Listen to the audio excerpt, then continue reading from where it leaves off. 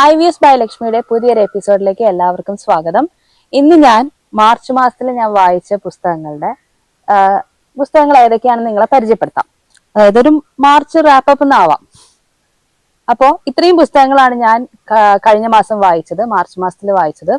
Actually 2025 വന്നേ പിന്നെ മര്യാദയ്ക്ക് വായനയൊന്നും നടന്നിട്ടില്ല.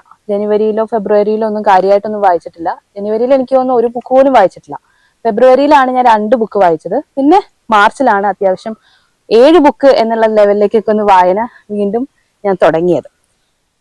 അങ്ങനെ ഈ മാസം വായിച്ച 7 പുസ്തകങ്ങളെയാണ് നിങ്ങൾക്ക് പരിചയപ്പെടുത്താനായിട്ട് ഞാൻ വന്നിരിക്കുന്നത്. ഇതിനകത്ത് ഇംഗ്ലീഷും മലയാളവും ഉണ്ട്, കൂടുതലും മലയാളം തന്നെയാണ്. ഓരോന്നായിട്ട് നമുക്ക് നോക്കാം. അപ്പൊ എന്റെ ആദ്യത്തെ ബുക്ക് കറുത്തച്ഛനാണ്. ഇതാണ് കറുത്തച്ഛൻ, SK ഹരിനാഥിന്റെ കറുത്തച്ഛൻ. ഈ ഒരു പുസ്തകത്തെ പറ്റി പറയുകയാണെങ്കിൽ ഇതൊരു ഹൊറർ ടച്ച് ഉള്ള ഒരു പുസ്തകമാണ്. എൻ്റെ ആ തുടക്കം മുതൽ ഒടുക്കം വരെ ആ ഒരു ഹൊറർ ഫീല് നമുക്ക് നന്നായിട്ട് ഉണ്ടാക്കി തരുന്നുണ്ട്. ഇതെങ്ങനെയാണ്, ഈ കഥ എന്താണെന്നും അല്ലെങ്കിൽ മൊത്തത്തിൽ ഇതിനെ പറ്റിയൊക്കെ ഞാൻ ഓൾറെഡി യൂട്യൂബ് ചാനലിൽ റിവ്യൂ ചെയ്തിട്ടുണ്ട്. അപ്പൊ അതാരെങ്കിലും കാണാത്തവരുണ്ടെങ്കിൽ ഒന്ന് കണ്ടാൽ മതി. എന്തായാലും എനിക്ക് വളരെ ഇഷ്ടപ്പെട്ടു. നല്ല രീതിക്ക് തന്നെ എഴുതിയിട്ടുണ്ട്. വളരെ സിമ്പിൾ ആയിട്ടാണ് എഴുതിയിരിക്കുന്നത്. അതുകൊണ്ട് തന്നെ ആർക്ക് വേണമെങ്കിലും വായിക്കാം. ടഫായിട്ടുള്ള മലയാളം ആണെങ്കിൽ പോലും ടഫായിട്ടൊന്നും അല്ല ഇതിനകത്തൊന്നും കൊടുത്തിരിക്കുന്നത്. വളരെ ഈസി ആയിട്ട് കാം ആൻഡ് ക്വയറ്റ് ആയിട്ട് നമുക്ക് വായിക്കാൻ പറ്റുന്ന നല്ലൊരു പുസ്തകമാണ്. ഹൊറർ പുസ്തകമാണ് കറുത്തച്ഛൻ. ഇതായിരുന്നു എന്റെ ഫസ്റ്റ് ബുക്ക്. രണ്ടാമത്തെ പുസ്തകം ഹൈഡ്രേഞ്ചിയാണ്, ലാജോ ജോസിന്റെ. ഇത് കോഫി ഹൗസ് എന്ന് പറയുന്ന പുസ്തകത്തിന്റെ 2ാം പാർട്ടായിട്ടാണ് അവർ കൊടുക്കുന്നത്. കോഫി ഹൗസും ഈ ഹൈഡ്രേഞ്ചിയും തമ്മിൽ കഥകൾക്ക് തമ്മിൽ ഒരു സിമിലാരിറ്റി ഇല്ല, പക്ഷെ വ്യക്തികൾക്ക് തമ്മിലുണ്ട്. അതുകൊണ്ടാണ് ഇത് സെക്കൻഡ് പാർട്ടായിട്ട്. അത് കോഫി ഹൗസ് വായിച്ചവർക്ക് എസ്തർ എമാനുവലിനെ നന്നായിട്ട് അറിയാം. അപ്പോ അങ്ങനെ ഇത് വായിക്കുകയാണെങ്കിൽ കുറച്ചും കൂടി നിങ്ങൾക്ക് നന്നായിരിക്കും എന്ന് എനിക്ക് തോന്നുന്നു. എനിക്ക് പേഴ്സണലി അതാണ് ഫീൽ ചെയ്തത്. ഞാൻ കോഫി ഹൗസ് വായിച്ചതിന് ശേഷം തന്നെയാണ് ഇത് വായിച്ചത്. അതുകൊണ്ട് എനിക്ക് കുറച്ചും കൂടി ആളുകളെയും അതിലുള്ള വ്യക്തികളെയൊക്കെ കുറച്ചുകൂടി കാര്യമായിട്ട് മനസ്സിലാക്കാൻ പറ്റി. അപ്പൊ ഈ പുസ്തകം എങ്ങനെ ഉണ്ടായിരുന്നു എന്ന് ചോദിച്ചു കഴിഞ്ഞാൽ നല്ലൊരു കഥയാണ്. നമുക്കൊരു സീരിയൽ കില്ലിംഗ് എന്ന് പറയുമ്പോൾ നമ്മൾ എന്തൊക്കെയാണ് നമ്മുടെ മൈൻഡിൽ വരിക, ആ ഒരു നമുക്ക് വല്ലാത്തൊരു ടെൻഷൻ വരണം ഓരോ പേജ് മറിക്കുമ്പോൾ. അതുപോലെ തന്നെ ആ കൊലപാതകങ്ങളുടെ ആ ഒരു ഘടന അതും നമുക്ക് ഭയങ്കര ഇമ്പോർട്ടന്റ് ആണ്. ഇതും ഹൈഡ്രേഞ്ചിയ പൂവൊക്കെ വിതർത്തിയിട്ട് അങ്ങനെ കൊലപാതകി വളരെ കാര്യമായിട്ട് തന്നെ ചെയ്തു പോകുന്ന കില്ലിംഗ് ആണ്. അപ്പൊ ഇതിനകത്ത് പെൺകുട്ടികളാണ് വിക്ടിമായിട്ടുള്ളത്. ഒരുപാട് ഇഷ്ടപ്പെട്ട ഒരു പുസ്തകമാണ്. കൂടുതൽ പറയാൻ എനിക്ക് താല്പര്യമില്ല, കാരണം കൂടുതൽ പറഞ്ഞു കഴിഞ്ഞാൽ ഈ പറഞ്ഞ പോലെ ഈ പുസ്തകം വായിക്കുന്ന ആൾക്ക് അതൊരു ഭയങ്കര വിരസത ഫീൽ ചെയ്യും. അപ്പൊ എന്തുകൊണ്ടും നന്നായിട്ട് വായിക്കാൻ പറ്റുന്ന ഒരു പുസ്തകമാണ്. ഇത്രയും പേജുകൾ ഉണ്ടെങ്കിൽ പോലും പെട്ടെന്ന് തന്നെ വായിച്ചു തീർക്കാം. കാരണം നമുക്കൊന്നാമത് ഇതിന്റെ അവസാനം എന്താണെന്നുള്ള ഒരു ആഗ്രഹം ഉണ്ടാവും വായിച്ചു തീർക്കാനായിട്ട്. അപ്പൊ അതുകൊണ്ട് വേഗം വായിച്ചു പോകും. ഫാസ്റ്റ് പേസ്ഡ് ആയിട്ടുള്ള ബുക്കാണ്. അപ്പോൾ ലാജോ ജോസിന്റെ എനിക്ക് തോന്നുന്നു അത്യാവശ്യം നല്ല പോപ്പുലർ ആയിട്ടുള്ള ഒരു പുസ്തകമാണ് ഈ ഹൈഡ്രേഞ്ചിയ. അപ്പൊ എല്ലാവരും ഇതൊന്ന് വായിക്കാൻ ശ്രമിക്കുക. അടുത്ത ബുക്ക് എനിക്ക് ഫ്രീഡ മെക്ഫാഡനെ വലിയ ഇഷ്ടമാണെന്ന് നിങ്ങൾക്ക് പലർക്കും ഈ കണ്ട എപ്പിസോഡുകളിൽ നിന്ന് മനസ്സിലായി കാണും.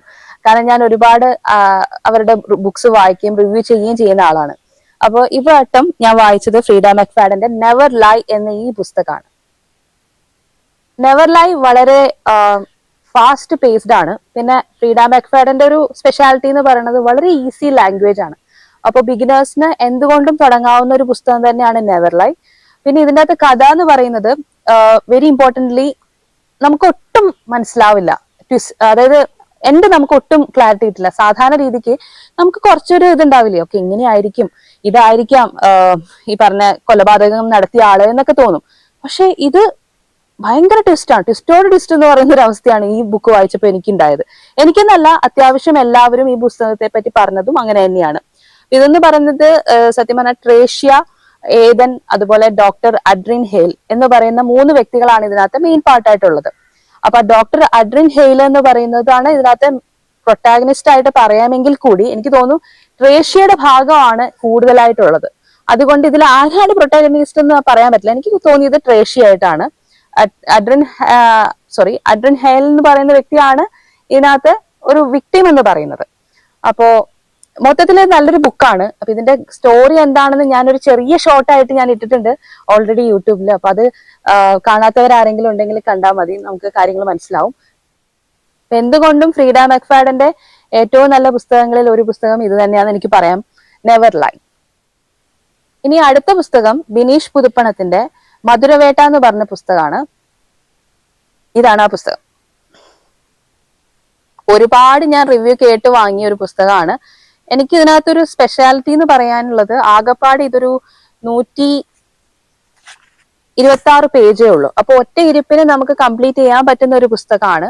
പിന്നെ നമ്മുടെ ഇപ്പോ സാധാരണ രീതിക്ക് സ്ത്രീകൾക്ക് വരുന്ന ഓരോ പ്രശ്നങ്ങൾ, ആ സ്ത്രീകൾക്ക് വരുന്ന പ്രശ്നങ്ങൾക്കെതിരെ ഒരു കൂട്ടം പെണ്ണുങ്ങൾ ഇറങ്ങിയേക്കാണ്. എന്നിട്ട് അവര് തന്നെ ഒരു ഗ്രൂപ്പായിട്ട്, ഒരു ഫേസ്ബുക്കിലും അതുപോലെ അങ്ങനെയുള്ള സോഷ്യൽ മീഡിയയിലും ഒക്കെ അവരൊരു ഗ്രൂപ്പായിട്ട് തന്നെ കൊടുത്ത്, പിന്നെ ഇതുപോലത്തെ ഞരമ്പ് രോഗികൾ എന്നൊക്കെ പറയാവുന്ന കുറെ ആളുകളെ വേട്ടയാടുന്ന രീതിക്ക് ഉള്ളതാണ് ഈ പുസ്തകം. ആ പുസ്തകത്തിൽ പറഞ്ഞിരിക്കുന്ന അതാണ്. അപ്പോ അങ്ങനെ കുറെ സെനാരിയോസ് ഓരോരുത്തരുടെ കഥ വെച്ച് ഇങ്ങനെ പോവാണ്. കഥയല്ല, അവരെ പിന്തുടരുന്നതും അതൊക്കെ ആയിട്ട്. അത് നല്ല പെട്ടെന്ന് വായിച്ചു തീർക്കാം. വെരി സിമ്പിൾ ആയിട്ടുള്ള ഒരു പുസ്തകമാണ് മധുരവേട്ട, ബിനീഷ് പുതുപ്പണത്തിന്റെ. പിന്നെ ഞാൻ വായിച്ച പുസ്തകം, അടുത്ത പുസ്തകം എന്ന് പറയുന്നത് ഏറ്റവും പ്രിയപ്പെട്ട എന്നോട് ബൈ നിംന വിജയ്. അപ്പൊ ഈ പുസ്തകത്തെ പറ്റി ഞാൻ ചെറുതായിട്ട് പറഞ്ഞിട്ടുണ്ട്. അപ്പൊ മുൻപുള്ള എപ്പിസോഡിൽ പറഞ്ഞിട്ടുണ്ട്. അപ്പൊ കാണാത്തവരുണ്ടെങ്കിൽ അതൊന്ന് പോയി കാണുക. അപ്പോ ഈ പുസ്തകം എന്ന് പറയുന്നത് വളരെ എളുപ്പത്തിൽ വായിക്കാൻ പറ്റുന്ന ഒരു കാര്യമാണ്. നമുക്ക് ഒറ്റയിരിപ്പിന് ഫിനിഷ് ചെയ്യാൻ പറ്റുമെന്ന് എനിക്കറിയില്ല. ഞാൻ അങ്ങനെയല്ല ചെയ്തത്, 2-3 ദിവസമൊക്കെ എടുത്തിട്ടാണ് വായിച്ചു തീർത്തത്. പക്ഷെ വളരെ സിമ്പിൾ ആണ്. ഇപ്പൊ നമ്മുടെ സൊസൈറ്റിയിലുള്ള പെൺകുട്ടികളൊക്കെ അനുഭവിക്കുന്ന, അല്ലെങ്കിൽ അവർക്ക് ഓൾറെഡി ഉണ്ടായിട്ടുള്ള ഒരു അനുഭവമായിട്ടാണ് എനിക്ക് ഫീൽ ചെയ്തത്. അപ്പോ അതിനെക്കുറിച്ച് നല്ല രീതിക്ക് പറഞ്ഞിട്ടുണ്ട്. അപ്പൊ ഇപ്പോഴത്തെ പെൺകുട്ടികൾ ആരെങ്കിലും ഇങ്ങനത്തെ, അതായത് ബാംഗ്ലൂർ പോലത്തെ ഒരു നഗരത്തിൽ ഒറ്റയ്ക്ക് പോയി താമസിക്കുക, ജോലി സംബന്ധമായിട്ട് പോവാണ്, അങ്ങനെയുള്ളവർക്കൊക്കെ വരാവുന്ന കുറെ കാര്യങ്ങളൊക്കെയാണ് ഇതിനകത്ത് പ്രതിപാദിച്ചിട്ടുള്ളത്. അപ്പൊ വളരെ നല്ലൊരു പുസ്തകമാണ്. വളരെ സിമ്പിൾ ആയിട്ട് നമുക്ക് വായിച്ചു തീർക്കാവുന്ന പുസ്തകമാണ്. പോപ്പുലർ ആയിട്ടുള്ള ഒരു മലയാളം പുസ്തകമാണ്. അപ്പൊ അതായിരുന്നു എന്റെ അടുത്ത പുസ്തകം. അടുത്ത പുസ്തകം ഫ്രീഡ മെക്ഫാഡന്റെ തന്നെ പുസ്തകമാണ്, ദ ഇൻമേറ്റ്.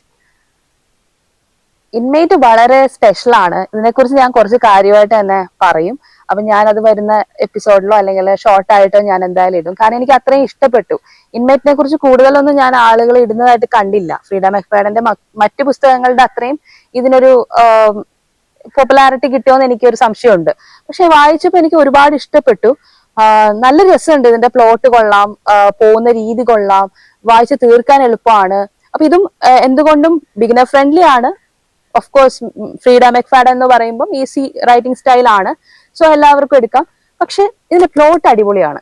അപ്പൊ അതുകൊണ്ട് എനിക്ക് ഇതിനെക്കുറിച്ച് കൂടുതൽ പറയാനുണ്ട്. അപ്പൊ അതെന്തായാലും ഞാൻ വരും എപ്പിസോഡിൽ പറയാം. എനിക്ക് വളരെ ഇഷ്ടപ്പെട്ട പുസ്തകം കേട്ടോ.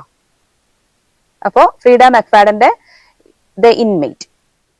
പിന്നെ ഞാൻ കഴിഞ്ഞ മാസം വായിച്ച വേറൊരു പുസ്തകം എന്നെ ഒരുപാട് ഇൻഫ്ലുവൻസ് ചെയ്തോ എന്ന് ചോദിച്ചാൽ അങ്ങനെയല്ല, ഇഷ്ടപ്പെട്ടു. എനിക്കിങ്ങനെ ചെറിയ കഥകൾ ഇങ്ങനെ ഒരുമിച്ചുള്ള പുസ്തകം ഞാൻ ഇതിനു മുമ്പ് വായിച്ചിട്ടില്ല.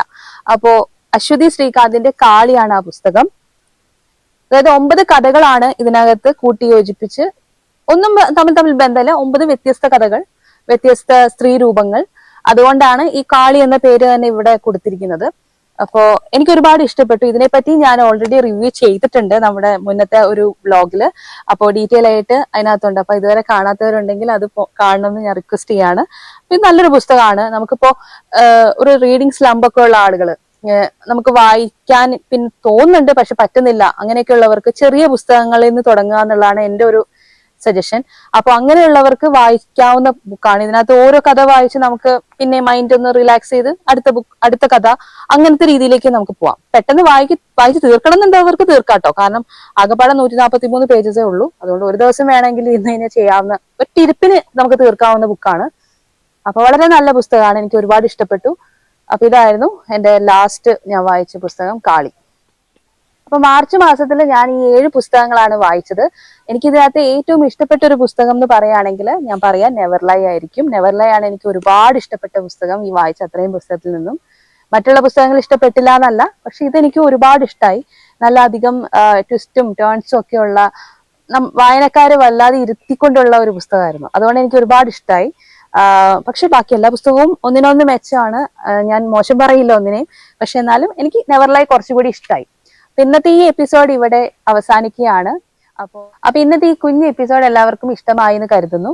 അപ്പോ ഇഷ്ടപ്പെട്ടുവെങ്കിൽ എന്തായാലും ലൈക്ക് ചെയ്യുക, സബ്സ്ക്രൈബ് ചെയ്യാത്തവർ സബ്സ്ക്രൈബ് ചെയ്യുക. അപ്പോ എല്ലാവർക്കും അടുത്തൊരു വ്ലോഗില് വരുന്നത് വരെ, this is Rajalakshmi signing off.